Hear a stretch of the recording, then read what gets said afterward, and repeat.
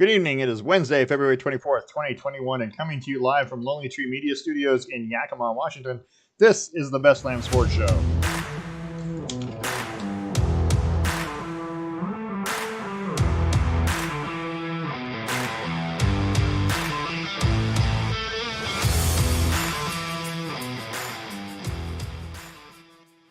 I'm your host, David Lamm. With me is my son, Parker. Say hello, Parker. What's going on, everybody? Wait. Oh, that's for you. That's all you. Finally made it back. Right. And that's because we're back finally, and we're happy to be here.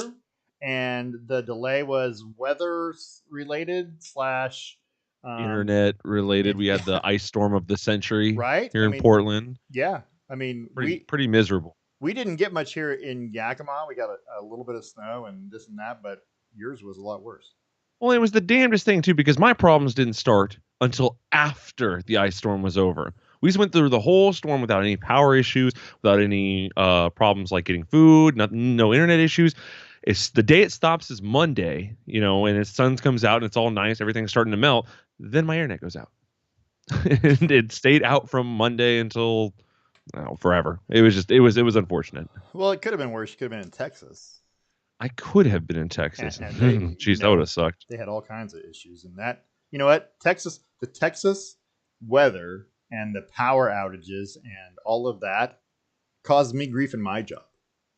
Did it? Oh, yeah, because you're trying to ship stuff around. Yeah, because we ship all kinds of stuff down to Texas. And they literally, the freight company said no.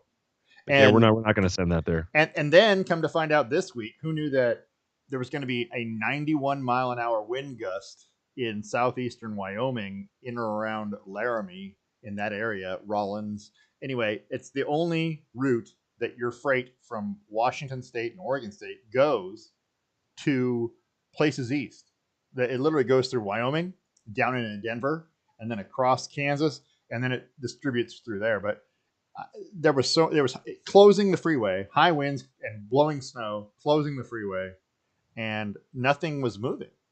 So, what a pain. Just like the worst. Yeah. I mean, I had nothing. Weather sucks. Yeah. Because the weather finally got decent in Texas enough to move stuff, and I couldn't get stuff out of Wyoming. Well, now I get why people like California, because there's not, other than, the furs, there's not a lot of weather issues. I mean, okay. All right. So let's move forward. So, the first part of our show, as always, is brought to you by The Range. The Range is Central Washington's premier indoor shooting facility at 34,000 square feet. The Range is an all-inclusive facility offering firearm training, retail firearm sales and supplies, full gunsmithing and repairs, custom builds, and Cerakote services all under one roof. So, the hours, and when I tell you that, the hours have been spouting to everyone is 11 to 7, Tuesday through Sunday. But if you look at the page, and we're looking at the page right now, at the very top, it says Tuesday through Saturday, 10 to 7, Sunday, 11 to 5. So they've modified the hours. So my ad copy is old. And so, you got to contact them. I know, right? I mean, if only I knew someone at the Range. So Tuesday through Saturday, 10 to 7, Sunday, 11 to 5, they're open. Go see our friends at the Range, 1701 Garrettson Lane in Yakima. The phone number is 509-571-1449. Make sure you mention the Best Lamm Sports Show when you call. The Range, educate, equip, and empower. And if you've never been shooting, go shooting. It's fun. It literally is. There's range safeties there that will help you and they'll guide you. And you can rent the gun and you can buy the ammo and literally go out and shoot. And if you've never done it before, I suggest you go. Not just, I'm not a gun enthusiast necessarily, but it's just kind of fun to go shoot it. That's a pretty good time. Yeah, relieve some stress. They have a wide variety of guns you can shoot, provided the ammo's in stock. Anyway, I just try and pick the ones that I've seen in Call of Duty. So, right? So that way I can, when I play the game again, I'm like, okay, so this is clearly fake. So you can say, man, I've shot that weapon. It doesn't do that. I know for a fact there's not that much recoil. For a fact. This is ridiculous. Preposterous. And not that anyone who's ever played Call of Duty has ever said, this is ridiculous. I'm pretty sure that's followed by breaking your controller. We are live streaming on YouTube. We're on Twitter at Lamm Sports, on Facebook under the Best Lamm Sports Show. You can send us an email, lambsports@gmail.com. And please check out our webpage, www.lambsport. I just like saying the www, the three W. I don't I just always expect it to be followed by blackhelicopters.com. right? Well, that's a whole. www. But you can find www.lambsports.com. You can find links to the past shows, and current trivia question is on there. Normally, it has not been updated, but it will be tonight. Just FYI, RIT people, I love them. So we got a lot of things to talk about. Yeah, we've talked about not a lot of sports so far. And that's probably how tonight's going to go, because you and I haven't spoken much, for a couple weeks. So yeah. J.J. Watt was released by the Texans. Yeah. Carson Wentz. Huge. Carson Wentz has a new team. Not so huge. Big Ben may be out of Pittsburgh. He may not. That's interesting. That's very interesting. He may not, but he may be. The Australian Open crowned its champions at the end of last week. Tim Tebow is retiring again. Classic Tebow. The NHL went outside, and we have all that and so much more. But first, we have a trivia question, because that's what we do. And our trivia question is brought to you by Stone Wine Estates in Hood River. And I think the webpage should be up in front of you right now. They're open for indoor seating at both locations. Seating is limited. Please call or email to make a reservation. The winery at the Vineyard, that's 541-946-3750, 12 to 6 daily. And then the downtown tasting room is 541-490-9461, 12 to 6, Thursday through Sunday. It's just over the weekend. And go see our friends at Stone Wine Estates. The wine is fantastic. And the view, if you go out to the Vineyard, the winery at the Vineyard is unbelievable. Mount Adams in the background from where you're sitting there. It's fantastic. Anyway, so call them 541-946-3750. That's 541-WINE-750. Email them info@stavenstone.com. Stavenstone, wines with personality. So our trivia question, which is important because we just had the Australian Open, and we're gonna have an Australian Open trivia question. Are you ready? Yes. You ready for tennis? Because I know you're a big tennis fan. I'm a moderate tennis fan. There was like crickets there. I can get into it with the best of them. I had to think about it for a second. I was like, how many tennis matches have I watched? And when I was working at PSU, I watched a ton of them. Well, but since then, it's not been so much. Not as much. This is a dated trivia question, and I'm not sure that. Well, anyway, you ready? Yeah. The oldest and youngest winner of the Australian Open men's singles title is the same person. Okay. In 1953, he won at the age of 18 years and 2 months. And in 1972, he won at the age of 37 years and 8 months. He is from Australia, and he's won 8 career Grand Slam titles. He was the first person ever to win Grand Slam titles in 3 different decades. Huh. Right. So he is a tennis legend. But most people won't know him because he played, before most of our listeners were born. My question is, who is he? It's that easy. All I gotta do is know one tennis player. One tennis player that no one knows. Well, this particular one tennis player, but Yeah. All right. So someone knows him. So let's start today with the NBA. Right. Let's start with the Portland Trailblazers. Mm-hmm. They're 18-13. 5 games above 500. They're currently the 6th spot in the West, just behind San Antonio. Well, they're actually tied with San Antonio. Yeah. They're like percentage points behind. Phoenix destroyed Portland on Monday night, 132 to just 100. crushed them. Just crushed them. It was ugly. But Phoenix is hot. We'll get to that in a minute. Last night, they lost to the Denver Nuggets, 111-106. Their 3rd straight loss. But that's much more competitive game. Yeah, but that's after winning 6 in a row. They lost 3 straight. Which kind of, I don't know what their funk is right now, but they started playing teams from the West, and it has caused them some grief. They were playing a whole bunch of bad teams. They beat the Philadelphia 76ers, who are on top of the East twice. Yeah. In that 6-game stretch. Anyway, I'm getting off topic. Insert joke about the East here. Yeah, the East is bad. Yeah. So they also lost to the Wizards, 118-111 on Saturday. Who are also on a tear. Yeah, but it's the Wizards. They're not even okay. So I still think they're doing pretty well for missing two starters, basically, for an extended Not period of bad. time, and Yeah. a third guy who could contribute. I mean, uh, Collins would be a contributor. He'd be at least. I mean, he'd be doing something for him. Yeah. He, Yeah, he, he'd be he'd help. have value. Yeah, he has value. But missing those three guys, but especially the two starters. So here's my question Uh-huh. to you: how do you feel about them watching them lose and knowing the next game they have is against the Lakers? Yeah. Yeah, and that's a big deal. The Lakers play tonight, and it's not quite on yet. The Lakers play tonight against the Utah Jazz, and we'll talk about that in a minute. How do you feel about the Blazers as a whole, as a team right now? We talk about this every week, but I always get your opinion. How do you feel about them? Are they're better than I think being a 6 seed, but they that's from losing three straight. Had they won any one of those games, they'd be a 5 seed right Yeah. now. How do you feel? Not great. They're I have when Enos Cantor leaves the floor, Enos, I'm not sure. Yeah, When he leaves the floor, they have no true big body rebounder. Robert Covington's not that guy. We don't have him. Zach is hurt. So is Nurk. There is no other guy. Nasir Little's kind of a center, but he's really like he's like an oversized small forward in terms of the way he plays. So there's no real threat there. So what happens is when he has to leave the game because he's a massive human being and he gets tired, that people can just eat down there. They can eat in the paint, and no one's going to be there to stop them. right. And that's the issue that we're having. So I'm not feeling very good about that. Gary Trent is as streaky a player as I've ever seen. He'll have 21 night and 2 the next night. I just don't know what he's going to do, nor do I trust that he's going to make that shot or the next shot. You can always count on Dame. Dame, even when Dame has a bad night, he's still getting 20 points. So he's still contributing.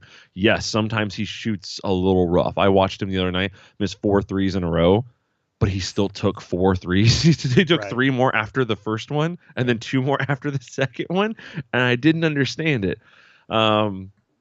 This little skid that we're on, it seems to be expected. We're playing teams that have a lot of firepower. The Nuggets are a fantastic team. Phoenix, barring a little bit of this and a little bit of that, they probably would have taken Portland's place in the bubble last year and probably would have made a heck of a run. Yeah. And the Wizards, it's the Wizards, and you can make whatever jokes you want, but at the end of the day, they still have the leading scorer in the league in Bradley Beal, and they have Russell Westbrook. And if those two can figure out what the hell they're doing, that's not good for anybody. So yeah, looking forward, they're supposed to get one of these guys back here soon. I think CJ is supposed to come back before Nurk, but I don't know how much that's going to help. I think we need the center power more than we need the guard power. And yeah, we've got the Lakers, but good news for us, Lakers are skidding as well. It's So true. It's yeah, true. they're having trouble without Anthony Davis. Yeah, AD being out it has caused them some grief. The loss to the Wizards, I kind of found that more frustrating Yeah. than the other games that they lost. You're going to have bad nights where you don't shoot well or you don't defend well, or whatever happens. Yeah. But that's what happened with Phoenix. They were just not good, and you're going to have those nights. Everybody has them. But the game against the Wizards, Portland scores 43 in the first quarter, and they're out in front, right? Right. They got a 12-point lead, and then the second quarter comes and they can't score, and then the third quarter comes and they outscore the Wizards again, and they're up, and then they just laid the Blazers scored 12 points in the second quarter and 19 in the fourth, and those two quarters. I mean, those are the quarters you need to score in before the half. The reason why that's less concerning is because you expect a team to go through these little ups and downs, and it happens. But at the end of the day, that game was still fairly competitive. The Phoenix game was not competitive. We got smoked from minute one. But I'm okay with that. That happens in games, and we're going to talk about. It shouldn't happen. You're a superstar. You're paid $24 million a year to ensure that does not happen. Yeah, but as well as I do that no matter what, your whole team sometimes just has a bad night. Everyone's off. And I get it, but have that bad night against an East team. Well, don't do it against the West team. You would like for that to happen, but it didn't. So in that game against the Wizards, Bradley Beal with 37 points. Huge. And Russell Westbrook had a triple-double, 27, 13, 11. Yeah, fantastic. Yeah, they were really good. and so that had a lot to do with it. The Suns game, like I said, I was not as disappointed in the Suns loss just because of the way they were not in it Yeah. right from the beginning. I mean, they were only down 60 in the first quarter, but then down, 9 at the half, and then They just never seemed like they were in it, the though. third quarter when they got outscored 37-17. That was the doom, right? They go through a period of, I don't know, it was, let's see, I'm looking at it right here. So it was from 7:03 to 3:03. So 4 minutes in the third quarter where they just don't score, Yeah. and you can't do that. I mean, that's a huge chunk of time. Um, Devin Booker, 34 points in that game, and DeAndre Ayton with another 19. So, um, Dame scores 24. Meh. But they didn't have anybody else. It was just nothing. But But that's the issue with the Blazers is that a bunch of guys have to step up yeah, because Dame can't do it all himself. But that's been the story of Dame for years: is can Dame do it all? And the answer is no. You need somebody else. yeah. The Denver game was closer. Yeah, it was Um, better. It was better to watch. Portland down 9 at the end of one, but tied at the half, Yeah. and then tied at the end of three, and they just lost it down the stretch. But Nikola Jokic, 41 points. Um, he, he was eating them up down low, like you were saying earlier, because Portland just doesn't have that guy that can guard him. That can, No, and Enes Kanter's decent at what he does, but yeah, my goodness, I was sitting there and I was watching the game with my buddy AJ, and it's just one a rebound would come off and it would go right through Kanter's hands and right back to yeah, them. And then they get another shot up. And the rebound would come off and it would go right to his knees and then off his knees and out of bounds. So it's their ball again. It just kept happening. As a defensive rebounder, he's not a big man. He's as good a defensive rebounder as any point guard I've ever seen. But as an offensive rebounder, he's got a lot of skill there. The problem is when he gets those real opportunities, when he has an off night, it costs us a lot of points. yeah. When he can't keep it going, it's not good. And that was just one of those nights. And Portland had two separate stretches in the second half of over 3 minutes where they didn't score against Yeah. Denver, and you Well, you just can't do that. the real difference maker was in the fourth quarter when Jamal Murray hit 4 threes in a row, all of them off of high screens at the 3-point line that took Enos and put him on Murray. Yeah, he scored 19 of his 24 in the fourth quarter, and Yeah, and that's what it's huge. that's what somebody needed in that game, was for somebody to take over, and he did it. So, how do you feel about those Denver Nuggets uniforms against the Blazers? The red, I feel like they look like the Jazz uniforms that they the they Jazz are did, wearing right, last year. right. Yeah. I'm like, that's not what I'm used to from Denver. Anyway, there's a lot of weird uniforms going on this year. It's really frustrating. They got the same logo that they used to have with the rainbow Yeah. uniforms from the 80s that had the rainbow colors across with the skyline of Denver. Anyway, Yeah. I'm getting sidetracked, but I love Cool uniforms though. there. I didn't like Okay, so how do you feel about the Miami uniforms? The I gradient and we were pink gonna. to I was blue. saving that. We're only on the first segment. We're Okay, saving okay. that for the NBA segment because yes, they're the half and half ones. Is that what you're talking Terrible? about? The Yeah. half one, half Yes. blue, half Pink. Yeah. pink, When they turn to purple in the purple. middle. Yeah, and it's awful looking. I I like that they mean, did it with the whole court. So no matter which way they're going, you're seeing the side of them that matches that court. It's pretty cool. I It's a understand, gimmick, but it's cool. but I understand that when they did the Miami Vice uniforms, where they had the pastels and whatnot, and they were just accent colors, and that was great. I love those, but the fact that they're half and half, I straight down the middle, not even like the ombre, which goes, from it could It go. is an ombre. It's just a left or right Yeah, ombre. no, it looks It's not up terrible. to. It's not up and down. No, it's better when it gradually goes from. If it would And gradually this is go not from ombre with an purple, H. no.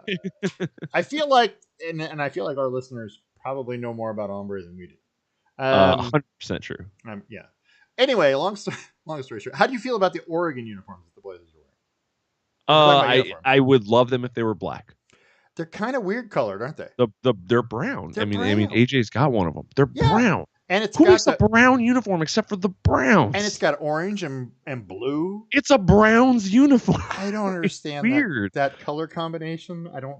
I get that they were going for like the old school like 80s kind of like silhouettes of things that have like those tricolors that kind of run in in sequence, but again, they're brown. If They're, they would have been white or black, I would be on board. But they're and brown. and What about Oregon's history has ever said brown? I don't know, but did Well, we other than trees, you know. did we mention they're brown? If They're they could have awful. been green, it Green. probably would have still been better. I Well, would what have been like, about yeah, that's weird, but at least, here's yeah, there's a lot of green in Oregon. here's what I didn't understand. Why were they not blue with yellow on them like the Oregon State flag? Oh, ooh. Right? Like the Webfoots jerseys the Ducks wore. Could the Oregon seal, the logo right on Yeah. the front and the beaver on the back?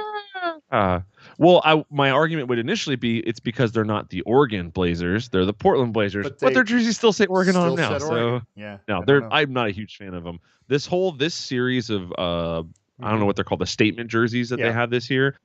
I like a lot of them. I love LA. They got that Minneapolis colorway. Yeah, it's such cool. It's such a nice little blue, and then there's some stuff going on with Yeah. uniforms, and I'm not 100% thrilled about it. FYI.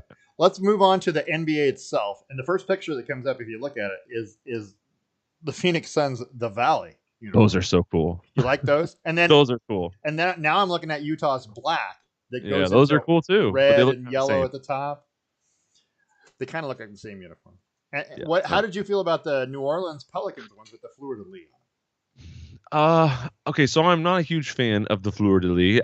We just watched the Avs game, which we're going to talk about later. But in that, they were wearing their alternate uniform for this year, or whatever it's called, and it has 2 fleur de lis on the shoulders, and then 3 on the front and 3 on the back. And I get that it's a retro callback, but I don't care. I don't like the way it looks. I think that's the old Quebec Nordiques.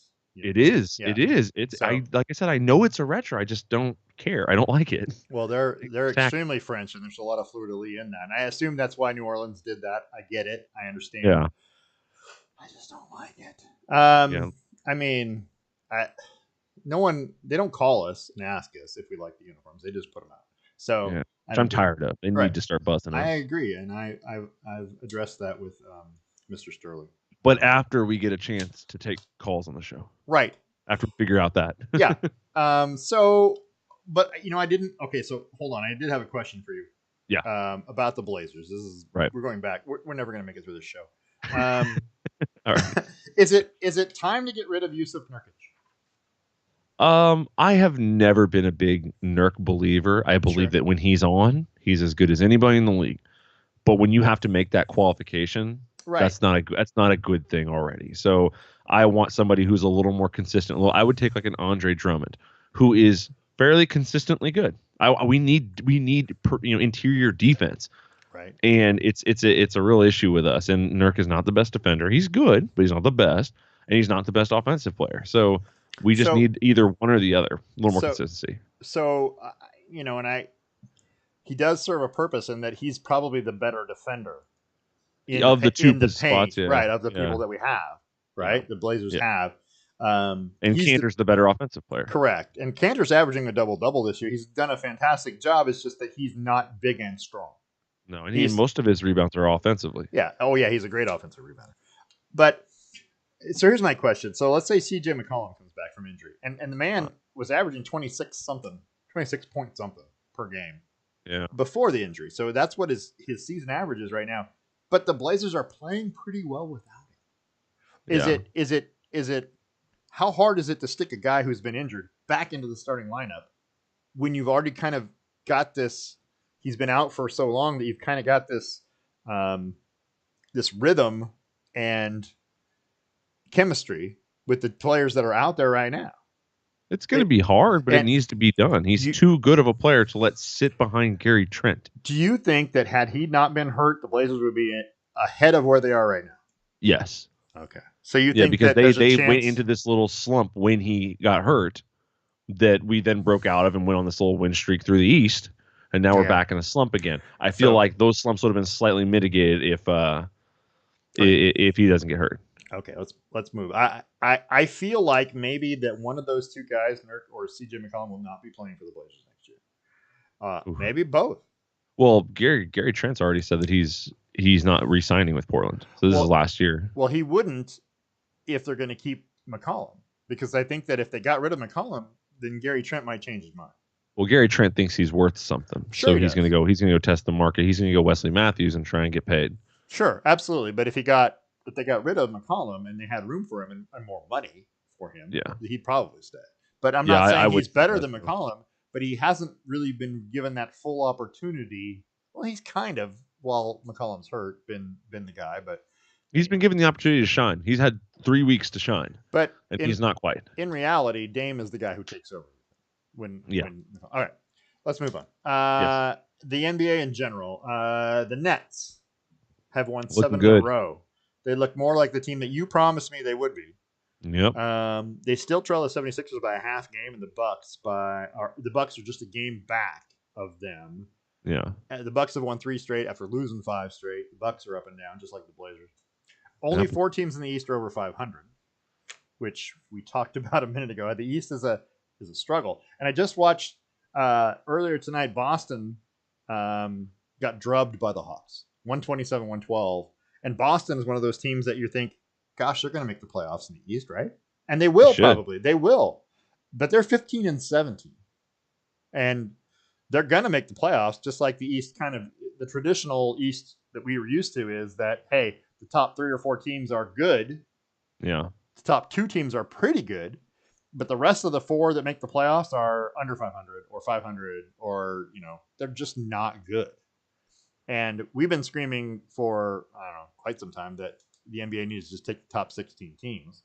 Yeah, get rid of the divisions and the conferences. It doesn't matter. Right. But anyway, that's you still feel like the Nets are the team to beat when they're healthy, when they're playing well, when they're all there. Okay, good. Yeah, if everything is the same and everyone's doing fine, you're pitting Philly against the Nets. The Nets are going to beat them 9 times out of 10. I do not believe in Philly. Every year they do this. Every single year since they've got him beat. They have a great regular season. They get to the playoffs. Sometimes they have a decent postseason. Maybe make it to the Eastern Conference Finals. Maybe not, and then just get crushed. Still in first place. Okay, by half a game. All right, let's move. We got to move forward. So the Western Conference has the Jazz atop the NBA at 25-6, and right now they're playing the Lakers. And I would give you an update. Well, I can look on here. It is 17-16 Lakers with 4:56 to go in the first, and this is from Salt Lake City. But this is the first time that they played this year, the Lakers and Jazz. So this is a big deal. The Lakers have lost 3 straight, and that's, of course, as we mentioned earlier, Anthony Davis is out with what's he got? A foot problem? Yeah, Yeah, something like that. Is it like a strain of some sort? Yeah. I mean, when you're 7 foot, whatever, I think it's his eyebrows. They cause strain on the feet. So that being said, the Jazz lead the Clippers by 3. The Clippers are in second place. Yeah, in the West, and then the Lakers 3.5 back. How long do we have to go in the season before we realize the Jazz are the real deal in the West? They need to make it past the All-Star break and continue to have success. So that they've won. Yep. They only lost 1 game in January. 9 straight, and 21 of the last 23. Yep. Okay. Yeah, I'm aware of how well they've been doing, but I need the All-Star break to come, and then I need them to continue to have sustained success, because that's when your vets turn it on. Would you say that if they, well, and of course now the Lakers are without AD, but if they beat the Lakers tonight, extend their lead over the Lakers to 4.5? It looks really good, and they might not get caught back up to. But again, LeBron turns it on after the All-Star break. AD turns it on after the All-Star break. These guys who are kind of waiting and being patient. Dame turns it on after the All-Star break. So these are the players you're going to have to play down the stretch. So maybe they'll get enough of a ground to ensure their playoff spot or seeding. Right. But I need them to win past the All-Star break. Okay. So I also was thinking that, we talked about the Clippers, and I ask you this every week, if the Clippers are for real a contender, and you tell me no. No, I don't but think so. They're still hanging in there. They're still that team that's right there. But they were last year too. They were one of those teams that made it into the playoff. They were right there, but I feel like everyone has told me how good they're going to be because Kawhi Leonard, blah blah blah, right? Yeah. And then when I look at them and I watch them play, I go, meh. They're a pretty flat team. They're not exciting to watch, that by any stretch of the imagination. It's because of that you go meh. But they're also winning games in a meh way. It's Paul George.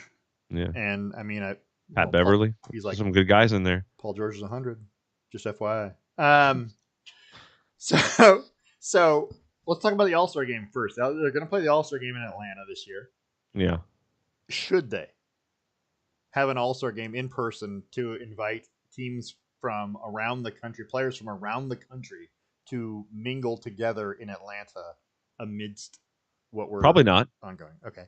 Probably not. It doesn't really seem super smart to do anything together, including actually playing basketball games. Right. But we're gonna get 70 player and personnel together for a basketball game anyways. Doesn't hurt to have the All-Star game. They're the same thing, just from different teams. I suppose. I feel like that one game, like if you're playing like Blazers Celtics, let's just throw out a team. You Mm-hmm. got two teams from two states and cities Mm-hmm. playing.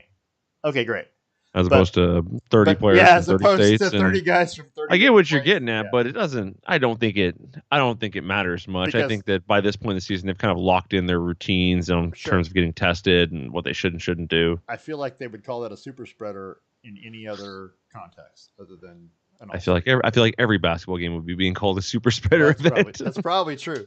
Including including the first one last year when they anyway when the Jazz. Let's talk. Yeah. Let's move forward. So Damian Lillard is a reserve for the West. Yeah. Does he deserve to be a starter?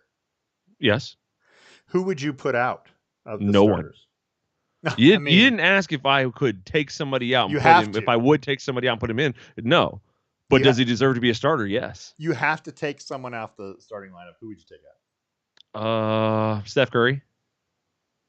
Okay, even though he's having a fantastic year. He's having a fantastic year, but I think Dame's having a better one in terms of carrying a team that's injury riddled to a fairly decent season so far. And Curry's season didn't start well, but Dame's season has been pretty good from the start. So if I have to take somebody out in terms of replacing guards, that's who I'm going to take. All right. Do you like the format of the All-Star game? Do you like the picking teams thing? I don't mind it. I think that it got stale the way it was. So I don't think it actually matters. I don't think I have any preference either way. I think that it's kind of cool that you can see friends play with friends and things like that. I mean, not that doesn't happen anyways, but you can kind of see it. I don't have any issues with it.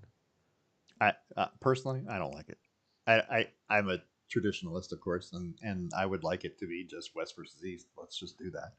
But I don't like the picking of teams by captains, because who picked the captain? The NBA. But the reason I don't mind it is because the purpose of the All-Star game has changed. Sure. It was always kind of a joke and just kind of a talent rip and see who's got the most of, can do the most of these and the most dunks and the most, 3-pointers unnecessarily. But now they're playing for charities and things like that. So I'm kind of more on board with that. But it's still what you'd call a reward.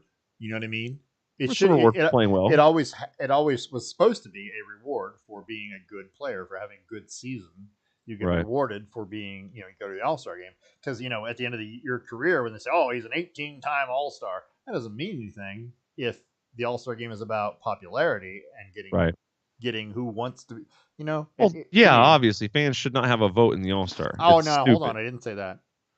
They should not be. It's because people are stupid, and while I do love Kobe, they put Kobe in an All-Star game in a season when he played 3 games. With the exception, people are stupid. With the possible exception of the people that are listening to our podcast. They tried to put Alex Caruso. They tried.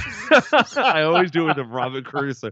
They tried to put Alex Caruso in the freaking All-Star game. I don't want to hear about how people deserve a vote. Hold on, now they left Devin Booker off the team. Yeah, well, and they didn't leave. No, see, the problem. The way to say it is that they don't leave him off a team. Well, they did. They get outvoted. Whatever. So wait a minute. So the starting 5 he didn't make the starting 5, Devin Booker, and I'm okay with that. He's going to be a reserve. That's fine. But he didn't even make the reserve team, which was voted on by coaches and players. Well, when AD decides he can't play in it because of his injury, guess what? He gets in anyway. I understand that, but AD shouldn't have been an All-Star. If he can't play, you don't make him an All-Star. There's coaches and players, there's media, and there's fan vote. And the fan vote, unfortunately, is too big a percentage. It needs to be like 10%. But they've got to start doing this where, hey, Anthony Davis, he can't play in the All-Star game. He is no longer eligible to be an All-Star. Bam, done. Now we can vote on real players who can actually play in the damn game. Right, but you're asking somebody to declare, because they do the vote, however far in advance, you're asking them to declare the status for that time. This far in advance, I don't think that would be appropriate. He was plenty hurt far enough in advance. So Sure, but also he did just get he did what do just I know? get checked up again, and it got extended 4 weeks All on the right. 19th. And fan vote starting and all-star voting started before that. Okay. You I know again, what? I think the problem here is the fans. You know We what? just people are too stupid to have a voice sometimes. You know And what? Lakers fans, unfortunately, and I know you know this, have some of the loudest voices of anybody. Well, And not it loudest doesn't matter. voices. It's just there's more people live in LA than there are anywhere else.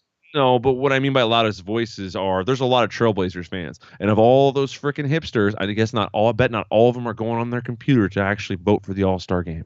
You know what the problem was? Loud voices. There's a lot of people with loud voices. You know what the problem with that is? The Portland, the old Portland Seattle rivalry with the Yeah, Supersonics alienated all those Seattle fans. They won't vote for Portland players. yeah, maybe So you could have the whole Northwest, and they all still vote for KD the only because team he's in a the Northwest Supersonic. is Portland. And if they would all vote for Portland players, you'd see more Portland players in the All Star game. But they won't because they don't like Portland because that was the Sonics. I think also because Portland players are not exciting. Well, I mean, Dame's not a very. I mean, okay, so Dame hits big shots, but in terms of like all the time, flashy dunks, lots of. all right. It's not a very sexy team to watch. How about the fact that the final score thing where they play to a score? I dig it. Do you like that? Loved it last year. I was actually into the All Star game last year. I was watching it and I was excited to watch it because it was super cool. I thought it was fantastic. It made them play competitive. It made them play tough down the stretch. There was a lot of money on the line for Sure. each team's charities. I thought it was great. I think if you're gonna do a game, put something on the line that matters to people and make it like that. Okay. All right. Let's move. You ready? All right. We got we Yeah. got we got a lot of crap to talk about. We're in 40 minutes talking about just basketball I and weather. know, and NHL's next. NHL's So next. for all you NHL fans out there, the NHL is next. And you know what? I went to the wrong screen. Cool. So current standings, if you look at them right now, there's the Toronto Maple Leafs after their win tonight. Let's hold on. Let me run down through this real quick because there are a few games tonight that are already finals. Tampa Bay Lightning over the Hurricanes 3-0. The Dallas Stars back to playing hockey after their whole power outage weather thing. 3-0 winners. I say nil, it's like soccer. 3-0 winners over the Florida Panthers. That was a big win for the Stars. Flyers and Rangers. The Flyers beat the Rangers 4-3. That was a good game. I actually watched most of that game, and the Flyers held on at the very end despite a flurry of attack by the Rangers. But 4-3 win for the Flyers. And the Maple Leafs, 2-1 winners over the Flames in overtime tonight. Yeah. So Toronto leads the Scotia North 15-4-2. Edmonton is second at 13-8. They got no overtime losses. Edmonton. They don't. That's like the only team in the NHL. Oh, Nashville's that somewhere. There's only like a couple of them that don't have overtime losses, and Edmonton's one of them. Discover Central, so that's the Florida Panthers at 12-4-2 despite the loss tonight, and Tampa Bay Lightning at 12-4-1. Those two teams are going to be battling it all year. And Carolina has 25 points. There are 4 teams that are at the top of the Discover Central that are right within 2 points of each other. That's a fantastic division, and if you haven't watched any of that hockey, it's been good. The Mass Mutual East, it's the Boston Bruins with 24 points at 11-3-2, and the Washington Capitals are in second at 9-5-4. But again, there's 5 teams within 3 points of each other in that division as well, and it's been really close. Las Vegas leads the West, 11-4-1. They have 23 points. St. Louis Blues with 22 at 10-7-2, and then the Colorado Avalanche, which we're going to talk about in a minute, are in third place with the Kings. Well, actually, there's 3 teams tied: the Avalanche, Kings, and Coyotes. Yeah, at 19 points. It's been tight, and it's still tight, and it's still early because you're only looking at 18 games on average that everyone's played. So the games are tight. If you didn't watch last night's game between I've only, this is crazy. I watched last night's game between the Penguins and the Capitals, only the overtime. By the time I got done working, and it's on TV, it's on the NHL Network, I believe, or it might have been on NBC Sports. I'm not 100% sure. But I'm watching, I tune in after the game, after I get done working, I go downstairs, I tune in, hey, look, Penguins Capitals, they're going into overtime. And so I flip it on, and I watch Kasperi Kapanen with a minute 43 into the overtime score the game winner for the Penguins, just like the last time I watched the Penguins Capitals, I watched Sidney Crosby score an overtime game winner. That was the first night we talked about hockey. That was the game that I had just got done watching the night before. The Penguins and Capitals are playing some fantastic hockey games, and they're down to the wire, and it is exciting and it's fun to watch. Um, they've got another game coming up here, Penguins Capitals in Washington, to complete their series because the NHL's been doing that whole 2 games at a time. You go play this team 2 games here at their place, and then to eliminate a lot of travel. Yeah, but it's been good. I'm just telling you, hockey has been fun to watch for me this year. I have really enjoyed it. Just watching the Penguins Capitals like 2 games in a row, 2 overtime games. That's fun to watch. Current scores right now: Minnesota Wild lead the Avalanche 3-1 at the end of the second. The Ducks are 3-0 leaders over the Coyotes. That's about 40 seconds to go in the second period. Kings and Blues are scoreless with about 13 minutes to go in the second. So let's talk about the Buffalo Sabres real quick because they have some issues. So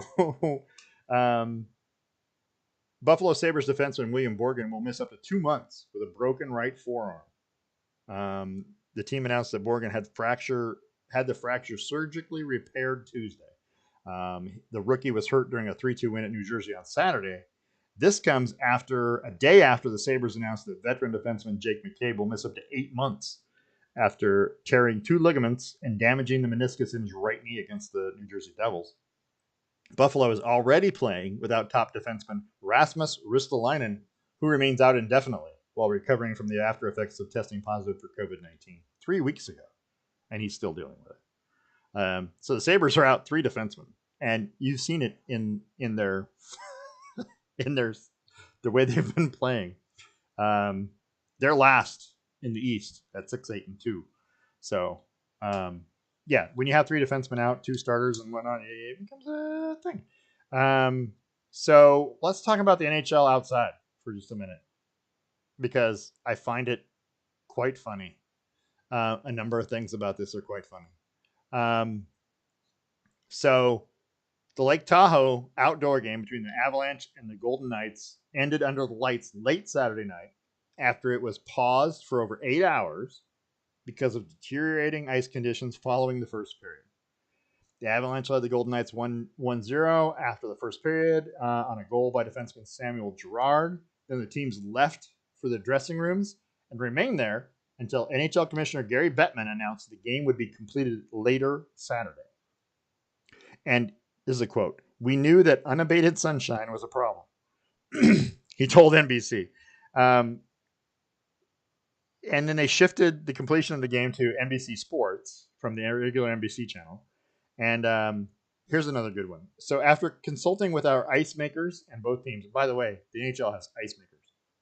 classic. Yeah. We didn't think it was safe or appropriate to continue this game at this time. Some of the players wanted to continue playing. Others were more concerned. I felt the most prudent thing to do was to discontinue the game now. This is Gary Bettman, the NHL commissioner. And here's the last quote that I'm just loving, by the way. "The cloud cover was everywhere, but where the sun was." Okay. It's pretty ridiculous. So who knew that playing outside in the sunshine was going to be a problem for hockey? Yeah, I've seen people do this before. They go up onto the mountain to go skiing or snowboarding, and then they get sunburned because they didn't realize that there would be sunshine. The sun was going to be an issue. How is there snow and sunshine? I'm telling you what makes this funny to me, honestly, is the fact that they're playing on a rink next to a lake in winter. You made a rink on the 18th hole of a golf course next to a lake, and I had you done it, I mean, I understand that you want to spread it around and they move it from place to place every year. The outdoors thing is a different thing. They did it at Yankee Stadium and they did it. I mean, but there are places to do this and there are places not to do this. And I'm sorry, but you have to put this up north somewhere. I mean, yeah, probably seems like a good call. Outdoor in Vancouver, BC would have been a lot better than outdoor at Lake Tahoe. Right. I mean, or, in Montreal or in wherever. It would have been, I get the idea. I like the idea of spreading it around. It's just not feasible. I mean, what are they going to do? Are they going to play in Florida next? outdoor. I don't think so. Anyway, so one more story to cover if we're going to cover the NHL, and that is the story of New York Rangers star Artemi Panarin. He is taking a leave of absence from the team for personal reasons. This comes after a Russian newspaper published allegations from Panarin's former Continental Hockey League coach, that's Continental with a K, by the way, Andrei Nazarov, claiming that Panarin got into a physical altercation with an 18-year-old woman in Latvia in 2011. So 10 years ago. Nazarov's interview said Panarin, quote unquote, sent her to the floor with several powerful blows, according to a translation. So there may be more to it, by the way, because Nazarov has previously criticized Panarin's outspoken disapproval of Russian President Vladimir Putin. So it's possible this could be all made up, and we know what Russia does to people who dissent. Yeah, but this is America. If you are even remotely accused or even implied that maybe you physically assailed someone, specifically a woman, you need to step away and handle it, fix the problem. And that's what's going on here. Is I think that they realize that the best way they can get at him, since he's in the United States, you can't get him. Attack his career. Just take him and throw him in jail. So they're going to attack his reputation. Well, if he gets fired, I doubt he's an American citizen. So if he gets fired, he'll probably lose his visa. And if he loses his visa, then he has to go back to Russia. Then they can kill him. Yeah, he's not. They can poison him. I guess classic Russian ricing issue. He's not leaving the United States, and no, he'll be fine. I don't know if he's. We don't know if he's guilty. We don't know if that's a thing that happened. But it's 10 years ago. Why bring it up now? Hey. Some people weighs on people's conscience, I guess. 10 years? I guess so. Oh, all right. I feel like if it was 10 years, if it was something that important, you'd have brought it up somewhere in the 10 years prior to this. Because I feel like now it's just like, oh, well, here, what can I do to make him stop talking about, my country? Anyway. Sounds right. Nazarov, by the way, used to play NHL hockey. Sure. For the Sharks and a whole bunch of teams. But anyway, I have a great picture of him, as you can see right now. Being coach in the Continental Hockey League. Okay, so let's move to NFL.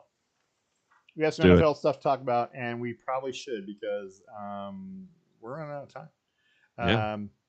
We got about 15 minutes to burn through that NFL stuff, but we got this stuff. Yeah, we got more than that to talk. We got this. We're gonna go over. Carson Wentz has been traded from the Philadelphia Eagles to the Indianapolis Colts for a 2021 third-round pick and a 2022 conditional draft pick. He'll replace the retiring Phillip Rivers. Is it a good move for Wentz? First of all, let's talk about just the Wentz part, not the Indianapolis Colts. But the Colts obviously pulled the trigger on it. But is it a good move for Carson Wentz to get out of Philly? Yes. Okay. 100%. I feel like he was kind of being stalled out there. And when he was used... in one of their later games, replaced by Jalen Hurts, then brought back, and it was just or then a backup. It was a bad situation. Get the heck out, get on with your life. Maybe find another place. Maybe find a place where they got different trainers, different team doctors, somebody who can actually kind of assess you a little better because, he wasn't able to stay healthy there. Sometimes I do put that on the teams. Yeah. So. Maybe they just don't have the right system in place for it. Well, maybe the Chip Kelly nutrition system that went out should have stayed in. Well, they didn't have the Eagles wide receiver core is not helpful to a quarterback at the moment. They're not loaded with stars. I mean, they have some good players, but they were really underperforming last year with some injuries. He just didn't have anybody to throw the football to. So that's a big deal when you're a quarterback. Yeah. But that being said, when he moves to Indianapolis, we're talking about a leading receiver of T.Y. Hilton, 56 catches, 762 yards, 5 touchdowns. Yeah. Nyheim Hines out of the backfield caught more passes, 63. Yeah. Pascal, Pittman Jr., Ali Cox, the tight end. They've got some people, but they're not stars. Now, I don't know if they're not stars because Phillip Rivers couldn't get them the ball. Yeah. Or are they not stars because they're not good enough to play at a star level? And so I just don't know. And I don't know that Carson Wentz is moving to a better situation in Indianapolis than he was in Philadelphia. I do believe he is. I believe that just on a pure ownership standpoint, that situation is going to be a little better off. I believe that on a coach standpoint, that situation is going to be a little better off. And then I think that beyond that, that the only things that that team is really missing is their defense is solid. It's fantastic. Okay. So that was something that Philly did not have. Okay. Their offense was much more pronounced. That was also something that Philly didn't have. So just maybe add another offensive weapon or something like that, and you'll be fine. You'll be golden. So how do you feel about Michael Pittman Jr. not giving up his number? Saying that he's not giving up number 11. I like it. To hell with the quarterback. There's a whole bunch of numbers out there for you to choose from 1 to 19, and you got to pick the one that's already mine? Nah, man. Choose a different number. All right. I mean, I think it's good. QBs get away with a lot. And being fair, this was Tom Brady coming to your team. You might give up that number, but so it's all based on the status of the player. A little bit's based on the status of the player, but I do think that it does create right off the bat a bit of conflict, animosity. Yeah, and so, it's like, why would you even need that? And so this is uniform controversy number one, because there's gonna be another one here in just a minute.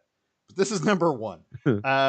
And okay, I'm okay with him saying no, but he's also, I mean, he's going to be a second year. Last year was his rookie year. So he's going to be a second year player, and to say no to Carson Wentz, who's been in for a little while, I feel like I would have just said, nah, you can have it, whatever. I feel like I feel like you could change and come back from it. You know, like you could hurt your image and come back from not being number 11 anymore easier than Carson Wentz could. Right. But maybe this is good for Carson Wentz. Maybe you need to leave 11 behind you and become 10 or 5 or 7, whatever the heck you want to be. Just become a different person. Don't be the guy you were in Philly, and don't take anything with it. Let's talk about the Watt brothers. Ah, yes. J.J. Watt asked for and was given his release from the Houston Texans, which, let's all admit, are a dumpster fire right now. Yeah, they started being a dumpster fire when they got rid of Hopkins. It started as a small fire then. Now it's a full raging trash can with bums around it. It was just a single tire fire. Now it's a whole fire, dumpster fire. Yeah. So 2 questions I have about this. So where do you think he'll end up? If you had to put him on a team, I mean, clearly, let's back up.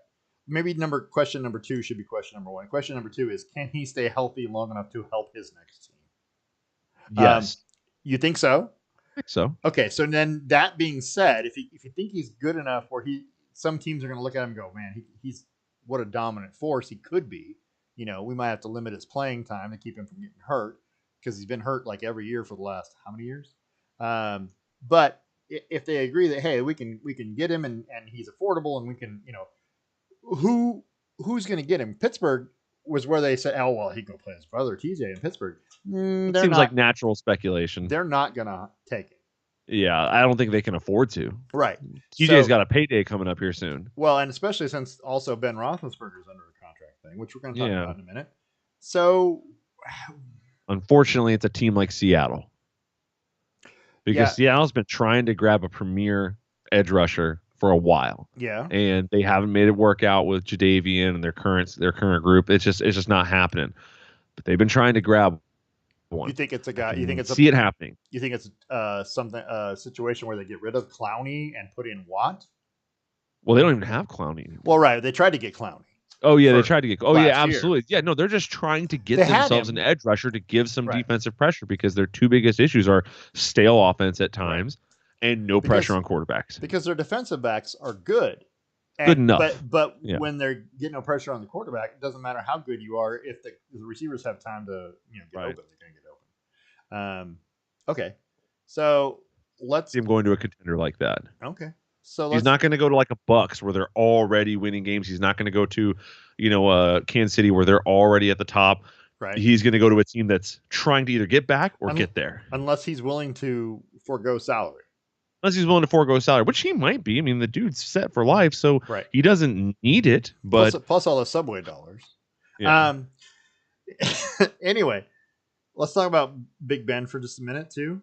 So Steelers GM Kevin I don't know if it's Colbert or Colbert, because now that I know Stephen Colbert. All right, I like that, the French version. He was non-committal on whether Ben Roethlisberger's future was with the Steelers.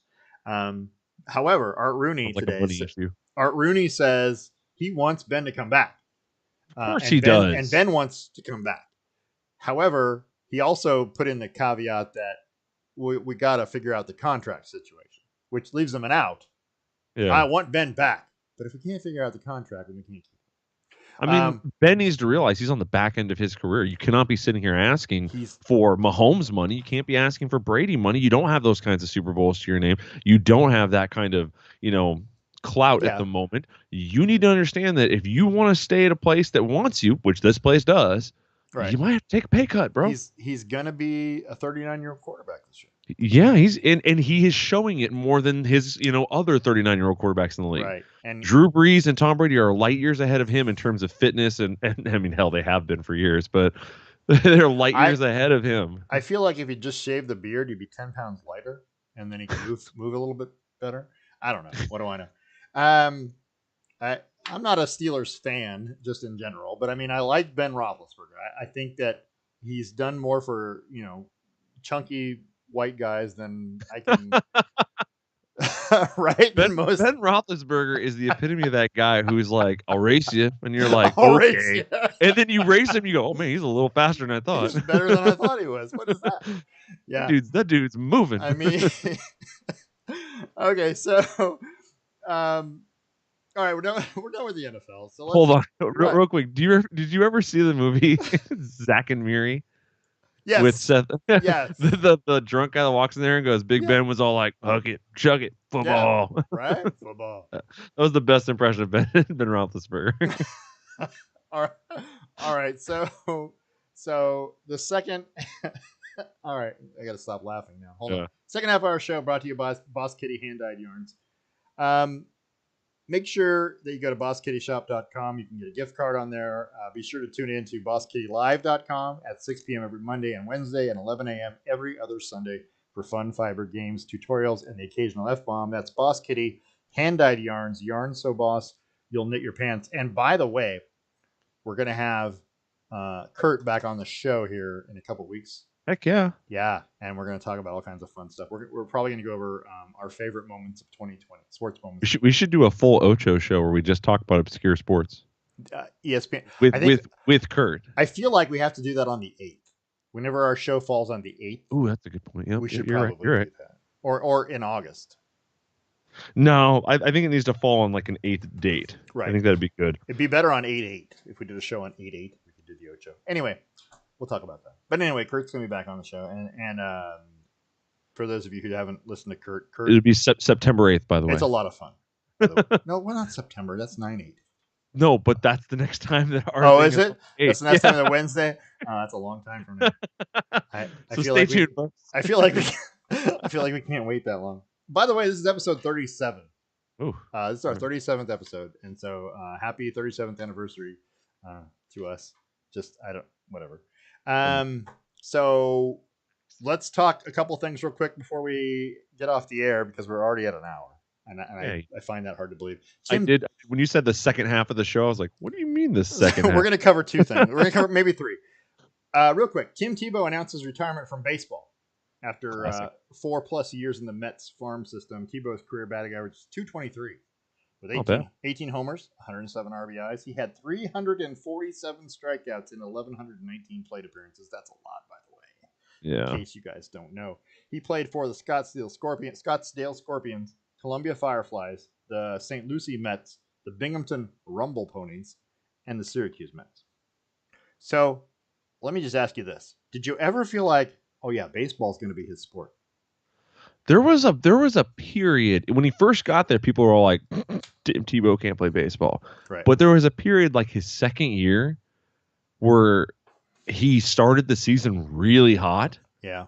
And I thought, that was actually in Columbia. Yeah. I thought like if this dude figures it out, he's gonna mess up some pitchers.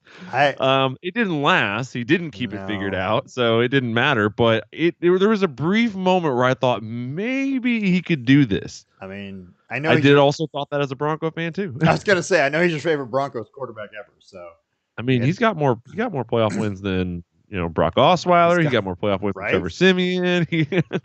List goes on.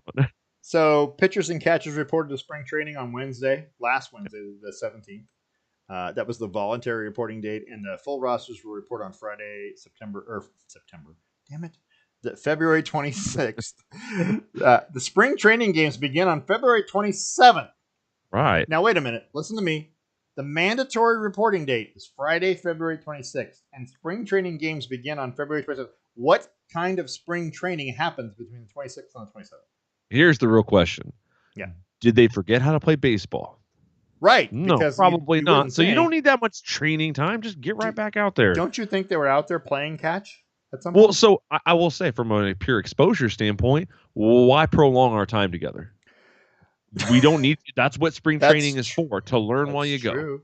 However, I'm just going to say that one day's worth of spring training seems like not enough. And I will tell you when I was 18, I could have done that. Yeah, Some absolutely. You know, pull me some out there. dudes Yeah, aren't even going to know where the bathrooms are in their facilities. yeah, because they're new guys, right? like It's hold gonna on. take it's gonna take them a day to figure out where everything is. Where's that bucket of balls we need?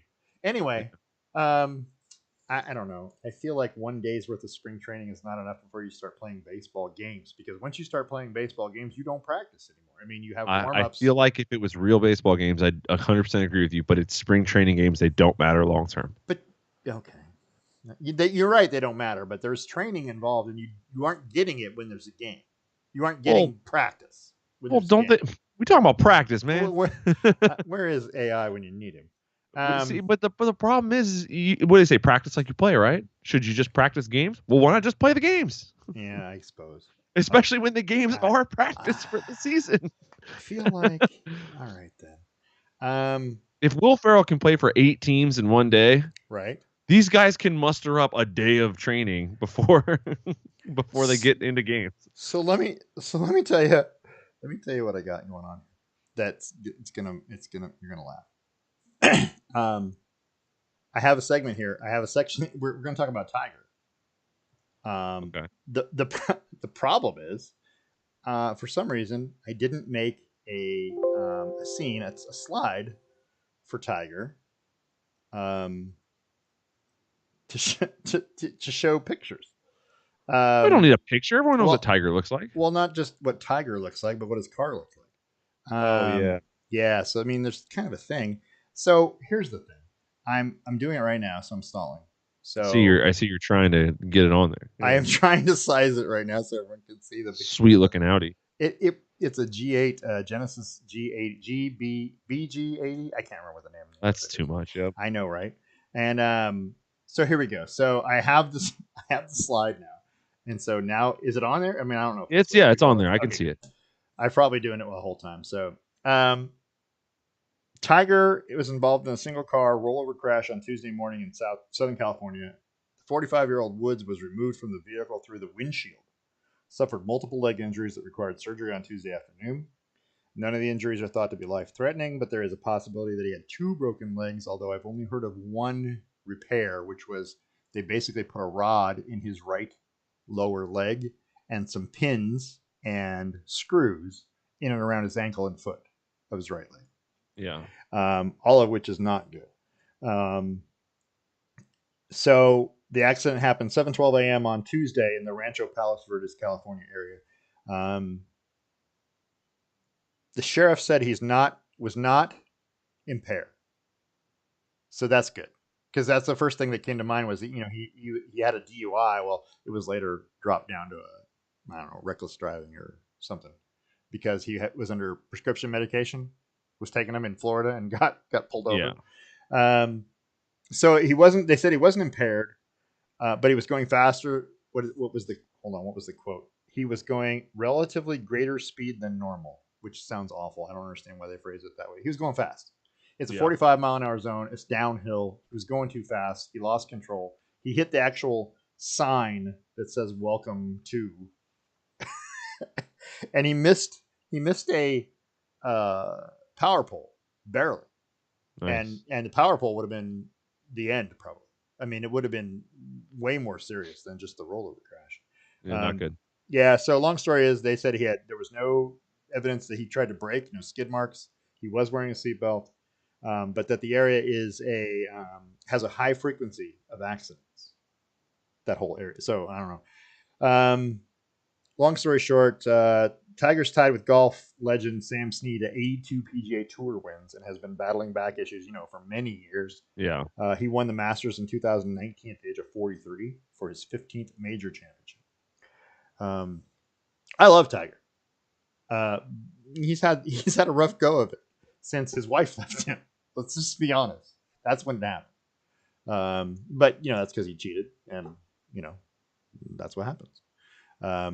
But Tiger, I don't think he's going to get back to that form. He does have the senior tour, provided he can come back from this. He's got a long ways back because that's, when you crush your leg, basically your lower leg, that's hard for a golfer. His right leg is the power leg; it's the one that pushes off.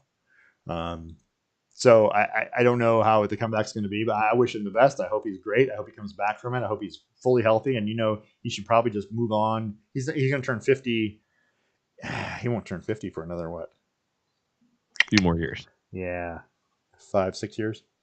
So at that point, he can join the senior tour and start playing those games, which those guys only play 3 rounds, and they got carts, and it's a lot easier. Yeah. So I hate to say that. I'd love to see him win, some more, but this kind of injury is going to be really rough on him. Yeah, it's a long go.